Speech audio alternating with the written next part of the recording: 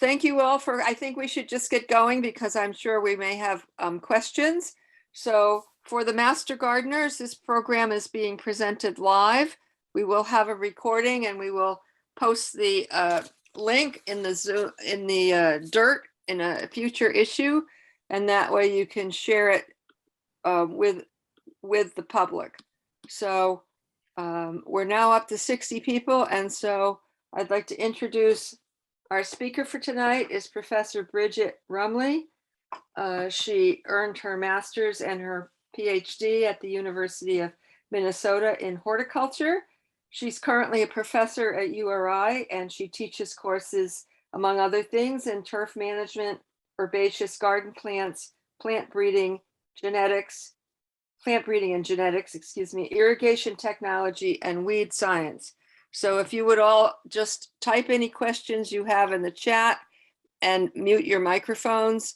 And Dr. Ruemmele, if you feel free to start when you are ready. Okay, I'm ready. Go ahead and start with the slides for you. You can run the slides yourself. No, but I mean, do you want to say anything about cooperative extension? Oh, okay. Well, most of you know that about cooperative extension. These slides will be included in the recording. So I think you can just proceed to the next one about just entering your questions into the Q&A and we will just please begin. So what we've had the past summer was a really nasty drought situation. And you may have wondered what was going on with your turf during that situation. The growing point of our turf grasses is right at ground level, and we call them crowns. And the crowns of some of these plants may remain alive up to 3 weeks without water. Now, if you lived in an area that had any kind of rainfall or irrigation, as little as 0.2 of an inch of rainfall could rehydrate the crowns enough to keep them alive. If that was the case, your lawn won't green up again with that little amount of rain, but it probably allowed it to survive until greater rainfall and cooler temperatures returned this fall. If you had enough of a long-lasting drought situation, it is possible that some or many of your turf grasses did not survive. So when is the best time to revive or renew your lawn? Right now is actually the best time. We're getting toward the end of the best time for reestablishing turf grasses, but with warm enough temperatures and using the appropriate grasses, you still have time to do some overseeding or reestablishment if you're really fast. Tall fescue is the exception. It prefers a warmer temperature, in springtime is probably a better time to plant that if you decide to go that route. So why we recommend planting in the fall is that plants have the fall and the spring seasons to become established before the onset of summer. Now, should you decide to completely reestablish your site, you can use sod throughout the year, although fall and spring are still the best times. So is this what your lawn looks like? You'd have about 30 to 50% of the lawn looks dead and has very sparse growth. Or is this your lawn? Do you have weeds covering up to 50% of your lawn? Do you have enough existing turf to fill in the area once you have removed the weeds? Or were you unfortunate enough to have this? Are all your grasses truly dead? As I mentioned, the growing point is near the ground level. So get down on your hands and knees and see if you can find any green leaves starting to grow.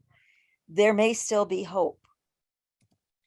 So if you had the first lawn situation, you can get by with renovation rather than completely reestablishing the site. If you had the second situation where you did have some weeds and are able to control the weeds, it's possible you can get by with renovation, or you may decide that you want to just start over and change the grasses that you had in the first place. If you had the third situation where the grass was truly dead, then you really need to think about reestablishment. So what are the steps of renovation? It's a little bit tight, but if you could conduct a soil test to look at the conditions of your soil, that would be fantastic. Although we don't have extensive soil testing facility at URI anymore, I believe UMass and UConn are still doing soil tests that would serve the purpose. If you need to control any weeds, you should begin as soon as possible. If they're mostly broadleaf weeds, they can be controlled with selective herbicides. And the kind of plants that the different herbicides control will be listed on the label. If you have grasses, or you decide that you want to kill the grass that's there, you can use non-selective herbicides, but they kill all the vegetation, and they usually require up to 2 weeks for best control. So we're getting toward the end of the period where you would have enough time to do that. Make sure that before you start the next steps, that your soil is moistened to a depth of hopefully 6 to 8 inches. If you are blessed enough to have a soil depth here in New England that's deep. Allow the surface to dry. Now, if it's been moistened by the rainfall, or if you wait till after Saturday, you'll probably have enough moisture.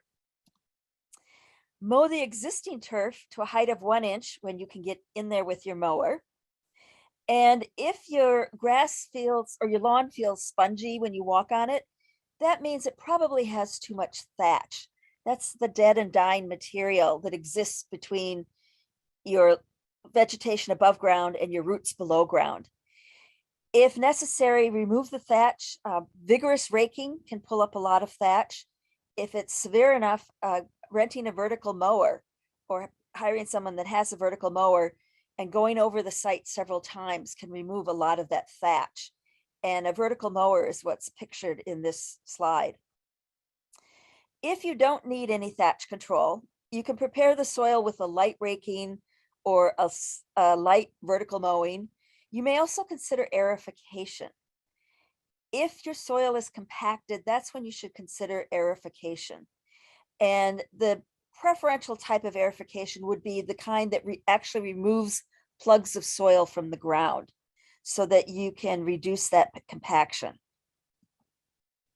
If you were able to complete a soil test, follow the recommendations, especially regarding any phosphorus or potassium. That's the P and the K that might be recommended. If they mention nitrogen, you should wait until after the new grass that you're planting has been mowed before you apply about a ½ pound of nitrogen per 1,000 square feet. Now, in order to determine the amount of seed you need to accurately measure the area that you plan to overseed, and the amount of seed to apply. Generally, if you're doing a renovation where you're overseeding, you usually use about half the rate that you would for a new establishment. If you've got more than 50% of your vegetation, you might consider reducing it even a little bit more. The issue with putting down too much grass seed is that if too much germination occurs, then you're going to have too many plants competing for a limited amount of nutrients and water, and your grass will actually not do as well as if you had planted at a slower or lighter rate. If you can apply the seed in 2 or 4 directions, either by hand or with a slit seeder, that will improve the ability to get a more uniform application. And if you don't divide it and you apply it too heavily to begin with, you may run out of seed before you get across your yard. So that's why we recommend dividing it into 2 or 4 lots, just sort of as a hedge to prevent applying too much to one area. Once you've applied the seed, you want to rake it in, or you might use a roller that doesn't have any water in it to provide good contact with the soil by the seed, and especially if it's seeded by hand. If you use a slit seeder, that's going to get the seed into contact with the soil. so you can skip that step. You should irrigate the area as needed to keep the soil moist. Those germinating grass seeds that are in contact with the soil will germinate, but they need that moisture in order to get their roots to start growing down into the soil. Continue your close mowing for about a month, at least until most of the grass seedlings appear to be established and that they're growing about the same height as the turf grass that's already there. And after you see that the seedlings are fairly well established, then you can raise your mowing heights gradually back to their normal height and reduce your watering to more infrequent and deep watering. Grasses typically don't need more than an inch of water per week. And so with infrequent watering, the preference would be to, if we don't have any rainfall to supplement toward that inch, you would apply it all at one time, if at all possible, without runoff.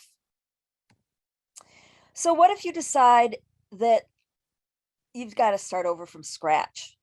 Well, it's a little bit late to do some of these steps. And so you really would need to push them a little bit faster than normally you might do it. A soil test to get a feel about what nutrients and pH levels you need in your soil. While you're waiting for the soil test to come back, you can prepare your ground. You need to remove any existing vegetation. If it's fairly sparse, you might consider just tilling it under until it's well tilled under. If it's thick enough, or if it's got excessive thatch, you might consider stripping it off with a sod cutter. You want to till the surface to make it smooth once you've got the vegetation off. And preferentially, if you could till down a minimum of 6 inches, they say 6 to 12 inches for a root zone. Here in New England, you're lucky if you can get down to 6 inches. So any depth is good, up to 12 inches. If you were able to do a soil test, you should incorporate any corrective lime to adjust the pH, any nutrients like phosphorus and potassium, maybe even some organic matter if they recommended improving the soil amendment levels. You can add a starter fertilizer at this point and actually incorporate that. But again, you don't want to apply more than 1/2 pound of nitrogen per 1,000 square feet. Then it's time to seed. Again, you would accurately measure the area to determine the amount of seed needed. And depending upon what kind of seed you choose, you would follow the directions for a new lawn. Again, divide the seed into 2 or 4 groups and apply the seed in those directions just to ensure better uniform application across the entire area. And then you want to either rake or lightly drag the area to cover the seed. Now, although grass seed does need light to germinate, you also needs good contact with the soil. So you're not raking it to bury it, you're raking it to ensure good contact with the soil. You may also decide to use a roller, again, to firm up the soil and to improve the contact of the seed with the soil. If you're concerned about wind blowing away the seed, you could apply a mulch. The mulch also can help keep the area moister if desired. If you apply a heavy mulch, you should gradually reduce it as the grass seeds germinate and seedlings emerge. Now, if you decide in reestablishing your site that you're going to go the route of sodding, you should roll out the sod within 24 hours of delivery. Preferentially lay it in brick-like fashion, and absolutely do not stretch the sod. It will try and revert to its original shape. You don't want to leave open seams at either the edges on the side or at the ends of the sod. If you do see any seams or spaces between the sod rolls and you can't get them pushed back together without stretching them, then you might want to top dress them with soil so that that fills in the area and keeps those edges of the sod from drying out. Gently roll the sod to make sure it's in good contact with the soil and there aren't any humps that you might have gotten by trying to avoid stretching the sod and literally putting the sod too close together from within the roll. You do want to water thoroughly at this initial stage, and the watering is going to be deeper and less frequently than with a new seeding from this point on. So the aftercare for seeding, you want to water lightly and frequently until the grass emerges, and gradually reduce the watering frequency as you see that the seed has emerged. And you want more water with each watering to encourage those seedlings to go deeper down into the soil where that extra moisture is reaching. If you have the sod, as I mentioned, water it immediately after laying the sod. And again, water it deeply and infrequently to encourage new root development. If you try and maintain it like a new seeding, the roots will not be encouraged to grow down into the soil from the sod, because when you get the sod, most of the roots have been cut off. And so you want to encourage new roots to grow down into the soil at your location. Whether you're seeding or sodding, try and keep traffic to a minimum for at least 6 weeks. That just gives the young seedlings a chance to get a good establishment without a lot of competition and without a lot of compaction. And start mowing the turf when it reaches the height it would normally be mown. So hopefully, if you follow the steps, whether you're renovating or establishing a new site or a new lawn, you'll end up with the appearance on the right that's replaced your previously appearing site on the left. Now, one thing I haven't talked about much are the turf grasses. So let's look at some of your turf grass options. If you're decided that going forward, you're going to do limited inputs, but you have a sunny site, this would be the type where you're not planning to irrigate it usually, and that you don't plan to do much fertilizing, maybe one time per year. And that would be at a rate of about 1 pound of nitrogen per 1,000 square feet. You also plan to only mow it maybe about once a week, and you prefer to not have to worry about it if a drought comes along. The type of mixture that works best in this situation would be a mixture that has 50 to 60% common type Kentucky bluegrasses. Examples of 2 varieties are things like Monopoly or Park. There are various sites you can access that will list common type varieties, because there are probably a good 10 or 20 of them that are available. You also want to include 40 to 50% fine fescues. And I'll talk more about Kentucky bluegrasses and fine fescues when I talk about the individual species. But the fine fescues, they will tolerate sun, even though a lot of people think they don't, but they are also good for avoiding drought or resisting drought. So they will help your lawn stay greener if a drought should start. Now, what if you've got a partially shady site and you still want to go with limited inputs, meaning you're probably not going to irrigate it. You're going to have minimal fertilization, maybe one time a year, maybe not even every year. And you plan it mowing it not more than once a week, and you want it to be one that will tolerate a drought should it come along. In this case, you want to go with a higher percent of fine fescues, 80 to 100% of 2 or more varieties, and reduce the amount of Kentucky bluegrass, either not use it at all or use up to 20% if there's going to be some sun in parts of the area. So if you have mostly a shady site with some sun, then I would go up to 20% Kentucky bluegrasses. The fine fescues tolerate shade better than Kentucky bluegrasses. Now, should you decide going forward that you want to keep your lawn green and you are going to use moderate inputs to even high inputs, and you have a sunny site, that would mean that you would have irrigation available all season. You'd be fertilizing at a much higher rate than little to no fertilization. but 2 to 4 pounds, I would stay toward the 2 pound rate, just because most turf grasses will do fine with the 2 pound rate.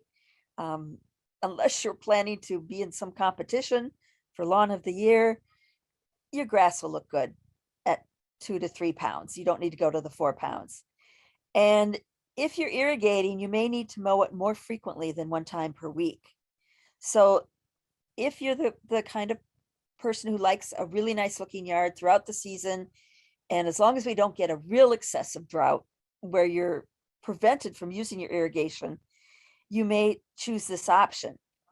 In that case, you might go with all Kentucky bluegrass, and a blend is using all of one turfgrass species. A mixture is when you use more than one species. You might consider using a Kentucky bluegrass perennial ryegrass mixture only if you're concerned with getting good establishment fast. The perennial ryegrass germinates much faster than the Kentucky bluegrass, so it will provide some cover until the Kentucky bluegrass can basically take over. Because although it says perennial ryegrass is perennial in its common name, it's usually one that doesn't stick around all that long. And if you have some shade, you might consider adding fine fescue into your mixture. If you decide you're going to have moderate inputs on a mostly shady site, it means you're probably not going to irrigate, but you may irrigate if the drought reaches a point where it starts to go off color. You're going to do minimal fertilization, because fine fescues, which is what will be recommended for this option, they really thrive on low fertility and relatively little moisture. And generally, you only need to mow them about once a week. So although you may be adding a little bit more fertilizer and you may be irrigating, this is still similar to the low input shady site. The moderate level would be if you decide to fertilize more than once per year. And because fine fescues tend to be drought tolerant, you probably will have a pretty good chance to have it stand up fairly well during a moderate drought. So if you have a fairly shady site, you might consider a fine fescue blend of one or more species of fine fescues, and preferentially selecting types that are listed as improved types, basically newer cultivars. So what do you know about turfgrass cultivars? If you know nothing, there is a site that you can go to, although it's a little bit daunting at first, but it's a site called the National Turfgrass Evaluation Program. And they oversee a series of tests that are done at universities, where universities evaluate cultivars that companies are planning to release and comparing them to already established cultivars. And they test all commonly used species, including ones that we grow here in the north, as well as ones that are grown in the south. The different test sites are managed under varied conditions. And so you can actually go into this source and find a location that's going to be managed under the conditions that you're planning on using, whether it's low input or a little bit higher input, and see how different cultivars performed under the conditions you plan to use. They have several rating categories, and you can just type in ntep.org to reach their site. Now, when you first see it, it would probably be a little bit overwhelming, but if you take your time, you can gradually get used to it. I would be happy to do another presentation just on the National Turfgrass Evaluation Program and how to interpret their results for those of you who might be really interested in understanding what this program is all about. But should you go to the site and find the cultivars you think you want to use, then finding a mixture or blend that actually has those cultivars may be somewhat difficult because different companies produce the different cultivars, and the cultivars you choose may not be from the same cultivar or same company. So it may be difficult to find a ready-made mixture or blend that you can purchase. In that case, you may, if you really desire, purchase the cultivar separately and then make your own mix or blend. So a little bit of review about why we use some of the grasses we use and why I haven't mentioned some of the other grasses that some people may have suggested you do use. So Kentucky bluegrass, known by the scientific name Poa pratensis, is our most commonly used cool season grass in the north. And the reason it's liked is because it has rhizomes. These are underground stems that enable it to not only withstand drought better, but also recover faster from drought stress. These grasses do like full sun. Some cultivars will tolerate a light shade. And there are common versus elite types. The common types are the ones you would want for real low input sunny lawns. Elite types are ones you would want where you are going to be applying irrigation regularly and where you've got more fertility planned. There are many, many, many cultivars of Kentucky bluegrass. Not all may be available in our area. So when you read some sites on the internet or in documentation you may receive, and a cultivar is mentioned that you really want, just be aware you may or may not be able to get it. With the weird weather we've had across the country, that has affected some seed production areas of even turfgrass seed. And all of these cultivars will have variable water and fertility requirements. So there's a lot of options to choose from in which cultivars you use for Kentucky bluegrass. These are ones that have a medium to dark green color, a medium leaf texture, that's leaf width, but they do have a tendency to thatch quite a bit. So that's why I suggest not going with the highest level of recommended fertility, because that's going to promote the excess thatch.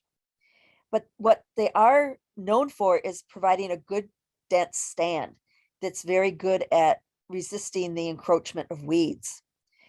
Now, during drought periods, they may be one of the first ones to start to go dormant because that's their mechanism to survive a drought. So letting them go dormant is probably the best way to ensure that they will have enough reserves to recover from the drought once moisture is returned. Now, fine fescues is actually not a single species, but a group of species that have narrow leaves. Leaves that are so narrow you might think they are pine needles. Creeping red fescue is one type. There's strong creeping red fescue, there's slender creeping red fescue. The big difference is the thickness of their rhizomes. Both of them have rhizomes. They're not as aggressive as the rhizomes of Kentucky bluegrass. And they also have different chromosome numbers, but either one is a good choice if you have situations where you're worried about some of the grass might getting thinned out a little bit. This is the grass that will have the best chance at recovering from a little amount of traffic. Chewings fescue is another type of fine fescue, very similar to creeping red fescue, except it does not have the rhizomes. And hard fescue also does not have rhizomes. Chewings fescue and hard fescue tend to be a little bit more tolerant of traffic, although regardless of which species you choose, they're nowhere near as traffic tolerant as Kentucky bluegrass. So creeping red fescues are rhizomatous. The other species which are not rhizomatous, we call those bunch types. And they have a fine or very narrow leaf texture. They're all shade and drought tolerant, although hard fescues seem to be the most drought tolerant. They do fairly well with low moisture and low fertility, but again, they don't have the wear tolerance of Kentucky bluegrass. Now, I didn't mention tall fescue, which goes by a number of different scientific names lately. This is basically a bunch type grass, although some newer cultivars are said to produce short rhizomes. They have medium to dark green leaves with shiny undersides. So on a sunny day, it will look like your lawn is sparkling. And if you use the turf type tall fescues, they have medium or slightly wider leaves. So they will have the widest leaf of any of the types of turf grasses you might choose. Now there's forage type tall fescues and you want to avoid those. Those have extremely wide leaves and will not give an attractive appearance. The issue with tall fescue is, one of the issues anyway, is that they do not germinate under our generally fall temperatures.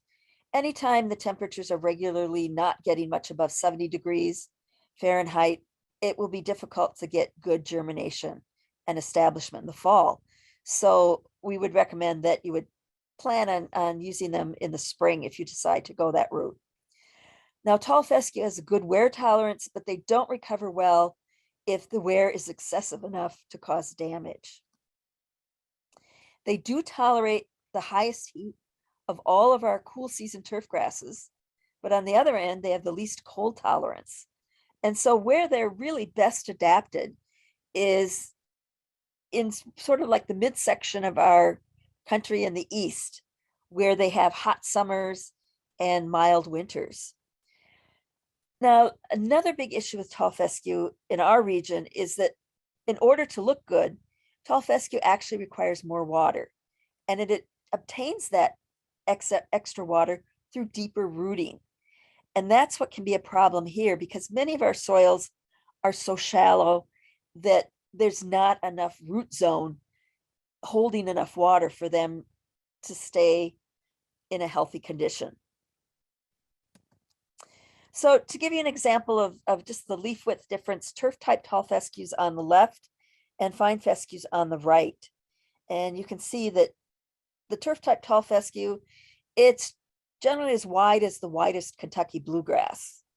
Now there are some Kentucky bluegrasses that are much narrower leaved and will mix in with the fine fescue just fine. I would not recommend mixing turf type tall fescue with fine fescue.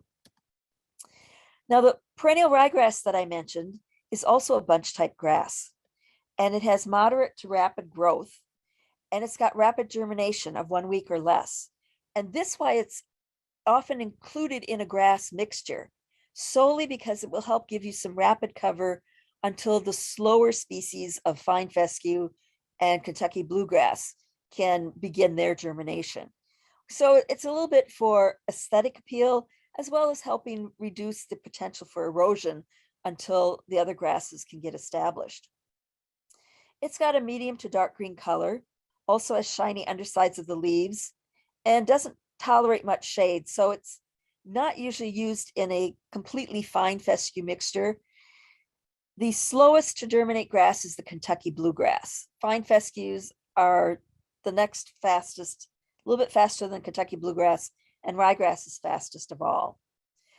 And perennial ryegrasses really do not tolerate drought to speak of, which is why I very minimally mentioned them in any of the turf grass options. Although they have good wear tolerance, they also are slow to recover from damage, similar to the problem with tall fescue.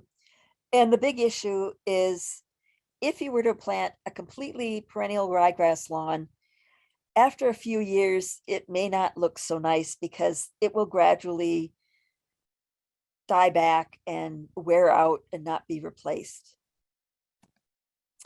Now, a lot of people have asking about mixing other things with turf grass, and the most popular one is clover. You can mix clover with grass seed for even distribution of both if you're going to do a renovation or establishment. If you're doing renovation only, you might consider just renovating or overseeding with some clover if you want to incorporate that in amongst your turf. Some of the benefits of clover, it will increase your drought tolerance of your lawn. It will actually provide nitrogen, up to 2 pounds of nitrogen per 1,000 square feet annually, because the clovers have an association with the beneficial microorganism. And that by beneficial organism is what actually pulls nitrogen from the air that's in the soil and converts it into a form that the clover as well as the turf grass can use. In return, the clover provides nutrition back to that beneficial microorganism.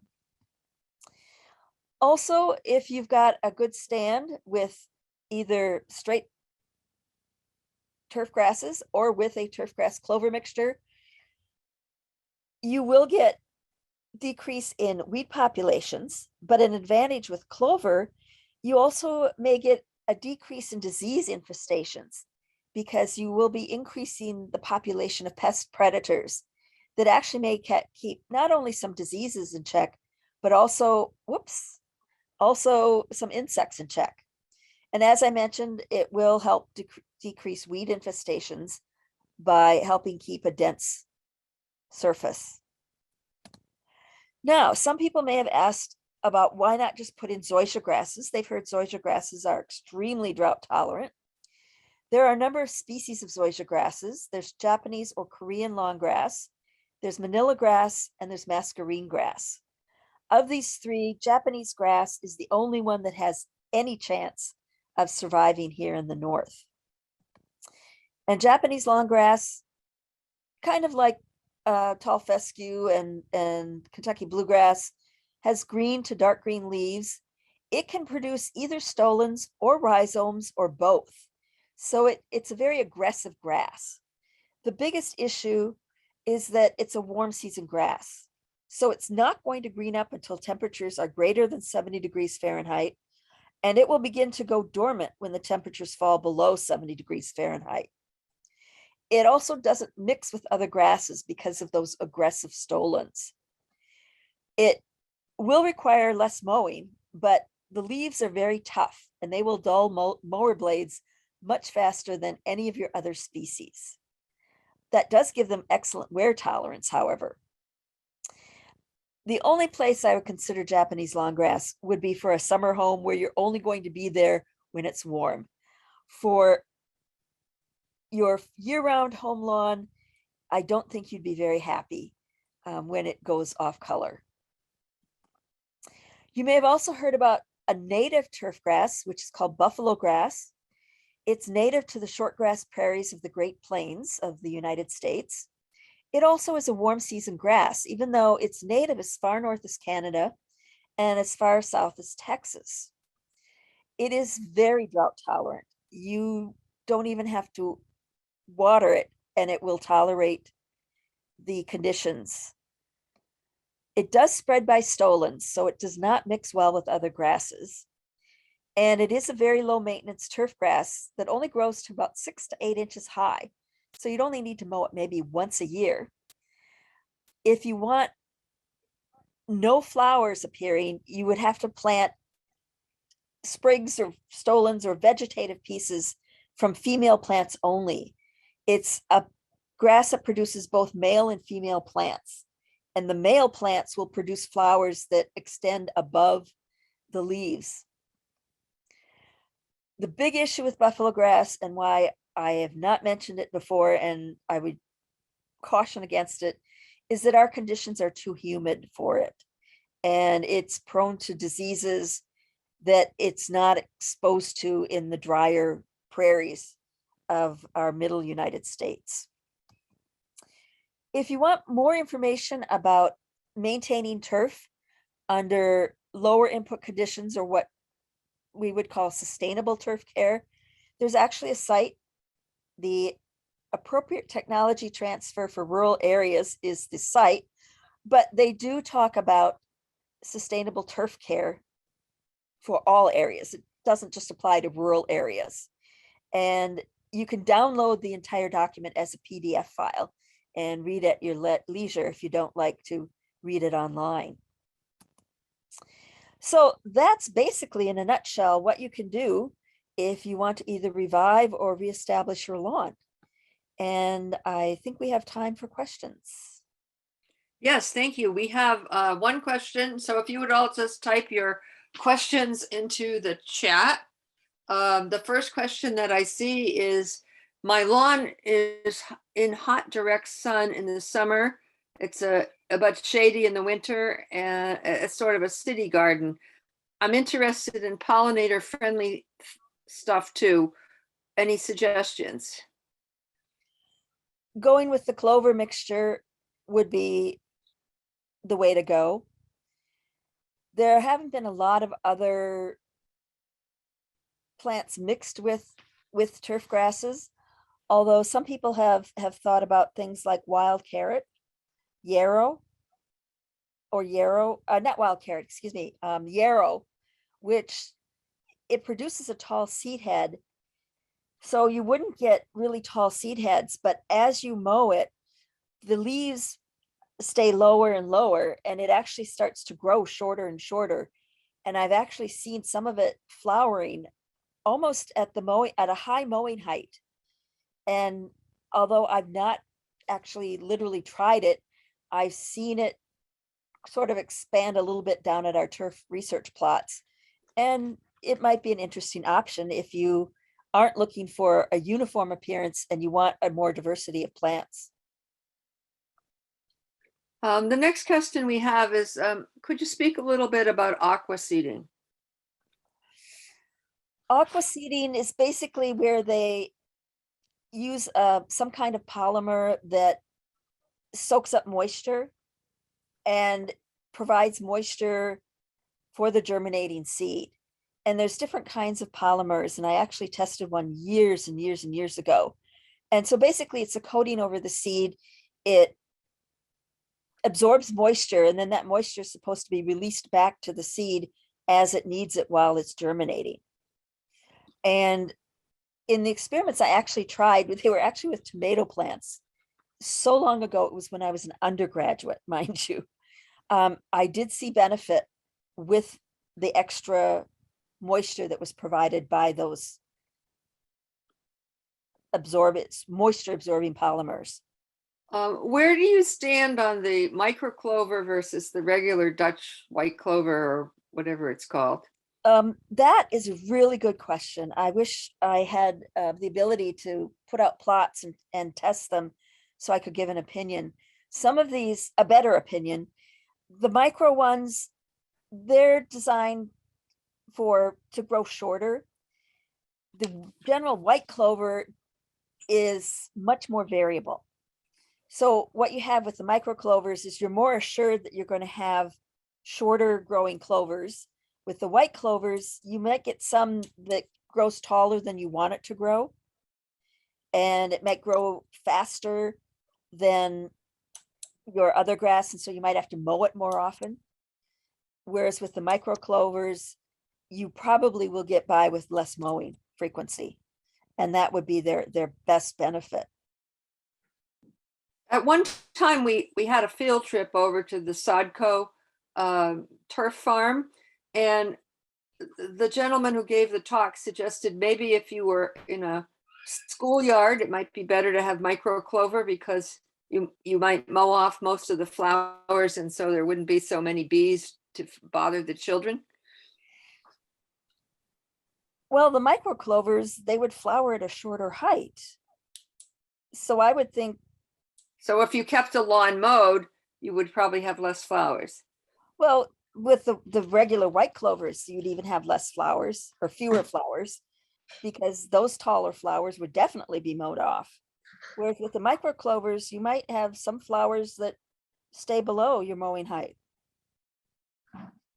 The next question is, I need a very durable grass for my two large dogs that will thrive in partial shade. What would you suggest? That is a super, super tough question. One of my neighbors, literally next door, has 3 dogs, 2 large and 1 small. And the lovely maple tree in their front yard has no grass underneath it. She's been asking me what to do, and it's tough because the best grass to grow underneath it is pine fescue. And fine fescue will not stand up to the dogs. Now, on the other hand, if you have a reasonably good soil with reasonable depth, or you're willing to water it, you might try tall fescue. But realize that if the tall fescue gets worn down, it's going to be tough to recover. And the tall fescue will tolerate more shade than Kentucky bluegrass. So if you've got enough shade that the Kentucky bluegrass doesn't like it, then I would try the tall fescue. Here's a question about how long does uncoated seed last and remain viable? That's a big question because it all depends upon how it's been stored. Under good storage conditions, I've had Kentucky bluegrass seed last for several years. Under poor storage conditions, it might not last till the next season. So it all depends upon how it was stored. Do you have recommendations about where to buy seed? If you're looking for specific cultivars, I would literally look up the seed company that has that cultivar online. Some of them will sell direct to consumers. Some of them only sell to resellers. And so it varies by company. Locally, if you're down in the South County area, Allen Seed has a selection, but again, it's, limited because they don't have a vast storage area for every single cultivar you might want, but they do have a number of mixtures that would fill the bill. But there are a lot of internet options for buying seed as well. Okay, we have this is kind of a long question. Let me read you the question. Have been establishing a new yard following extensive hardscaping. The drought on Aquidneck Island was particularly devastating for 9 weeks. Had the lawn aerated and overseeded with a blend of Kentucky bluegrass and blue fescue, but have areas of new grass that were started in mid-May around new hardscaping. But during the drought, these areas were overrun with crabgrass. While the crabgrass is now dying off and the new grass has emerged, should I thatch these areas in the spring, and if so, when? They probably don't have too much thatch at this point. It takes, good amount of time and high fertility to build up enough thatch where you have to worry about removing the thatch. You do want a little bit of thatch, about a 1/2 inch, to protect those crowns of your turf grasses. With the hardscaping, that probably increased the heat stress that added to the drought stress. And that's why the crabgrass was more prolific, because it's a warm season grass. And so it thrives at a higher temperature than our turf grasses. But you probably should not need to thatch at this point. Is there a recommendation on mower heights? Mowing height depends a lot on the turf grass species you use. For most of our turf grass species, I would go no more lower than 2 to 2.5 inches. And you never want to mow off more than 1/3 if possible. So that means if you have a 2-inch mowing height, you let the grass get to be 3 inches. During a drought in our area, raising the mower height about a 1/2 inch is what's recommended. I know in other parts of the country, they don't recommend that because they have different conditions. But raising the mower height during a drought stress will help reduce the stress on the turf. And so then you would raise it to maybe a 3-inch turf and don't mow it till it's above 3 inches. Okay, does anyone else have a question? If so, please type it into the chat. Somebody wants me to talk about fertilizing synthetics versus organics, liquids versus granular, using iron, kelp, and other soil additives. Whoa, that's another whole lecture. But in the short term, on the one hand, the grasses don't care whether it's synthetic or organic. On the other hand, synthetics will only have the nutrients that are listed on the package. Organics will tend to have additional nutrients that may not be listed on the package, but that are beneficial to the grass. And they also may help increase your organic matter in your soil. Synthetics will not do anything for your organic matter as far as adding anything. Liquids versus granular, it's about 6 of one, half a dozen of another. Liquids are often applied mainly because it's easier to apply them with some of the companies that apply them. From a personal standpoint, I think granular is easier to apply. It's easier to see where you've been, and so you don't overlap as much. With liquids, if you're spraying it from a hose, you may not get as even a coverage.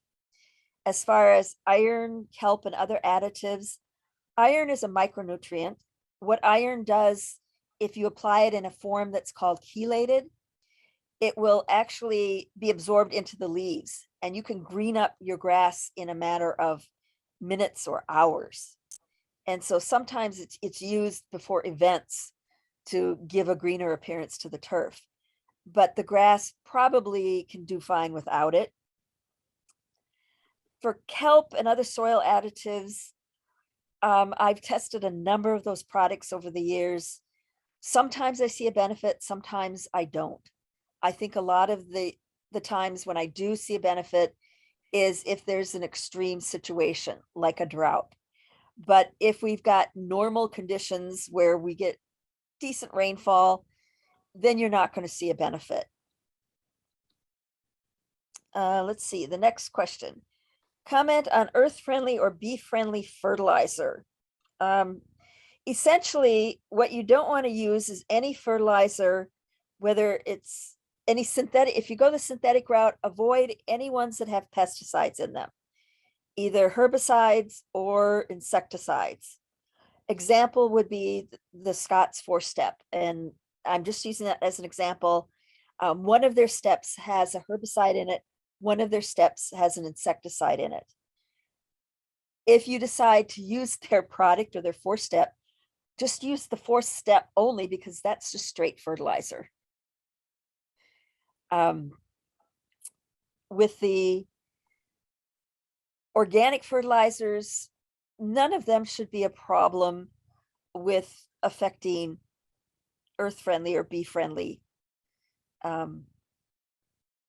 insects. I did a study several years ago looking at all kinds of different fertilizers, both synthetic and organic, and whether we mowed and returned the clippings or mowed and removed the clippings. And I can tell you that it didn't matter what fertilizer we used, the earthworms were very happy. But we did not use any fertilizers that had any pesticides in them. I see another question.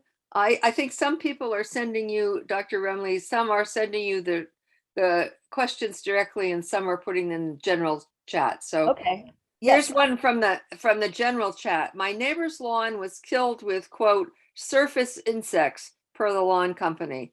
I went natural this year and had few issues, but I also cut high and leave the clippings. Do you think I was just lucky, or other thoughts? Insects are very iffy. They're not necessary, except for Japanese beetles. Not all insects will, once they appear regularly. During a drought stress situation, you can have the above ground feeding insects are the chinch bugs, and they may be a problem one year and not a problem another year. And they like sunny areas. In shady areas, you might get attacked by aphids. And aphids, again, they might be there one year and not the next year. So you could have been lucky, or it may have been beneficial. It's hard to tell. Do you recommend that we should lime? I've heard that if you lime in August, it cuts down on the Japanese beetle grubs. This is obviously not August, but is fall a good time to add the lime? Oh, fall is a great time for lime. Fall and spring. I would add lime if you have a soil test that showed it needed it. On the other hand, our soils tend to be very low in pH naturally. And with acid rain coming from the coal-fired plants that still haven't gone to low sulfur, we are still having that affect our soil pHs to some degree. So adding lime doesn't hurt. You don't want to go down with more than 50 pounds per 1,000 square feet at a time, because you will basically sort of cover the turf so much that it's not good for it to try and just stay healthy. If you get a soil test back that recommends more than 50 pounds, just apply 50 pounds in the fall, if it's fall, and apply another 50 pounds in the spring until you, and repeat that until you've added what needs to be added. If you've got certain weeds in your lawn are really good indicators of whether or not you have low pH. If you have something called red sorrel or sheep sorrel, that is a plant that thrives on low pH. And if you find you have a lot of red sorrel or sheep sorrel, that's the same, two common names for the same plant, then it's likely that your lawn would benefit from liming. Would that be true for the moss as well? Moss is a tricky thing. Moss is like, or they tolerate low fertility, high moisture, shady conditions. They'll grow in compacted conditions. So increasing the pH may help the grass thrive a little bit better, but if you've got enough shade, the moss may win anyway. On the north side of my house, I gave up trying to maintain grass there. The moss is happiest there, and I'm just learned to tolerate it. Somebody asked, how soon after applying corn gluten can you reseed in an area? Corn gluten meal has a chemical in it that is supposed to prevent crabgrass growth. It's got a lot of nitrogen in it. And if you apply it before the crabgrass has started to germinate, then I would wait until a week or two. If you've got an area where you're overseeding, you should be able to apply fairly soon. Once the crabgrass germinates, it grows very happily with corn gluten meal because it acts as a fertilizer at that point. So applying corn gluten meal, I would wait at least a couple weeks. That's all I have in my direct messages. Right. I do not see any more questions. Well, thank you very much, Dr. Ruemmele. We really learned a lot of things about our grass, and we hope that folks found this talk useful, and perhaps we will see you again for another talk on one of your other topics. It sounds like you have a lot of things that you could tell us from the classes that you listed in your resume. For those of you who are watching this on video and are interested in the Master Gardener program, you have a slide here that tells you that you can contact how to contact the Master Gardeners. And if you'd like to become a Master Gardener, applications are due before November 1st. And this will be a virtual course given in the spring. So we're getting quite a few thank yous for you, Dr. Ruemmele. So thank you all for coming. You can go spread your grass seed tomorrow before it rains. Thank you very much.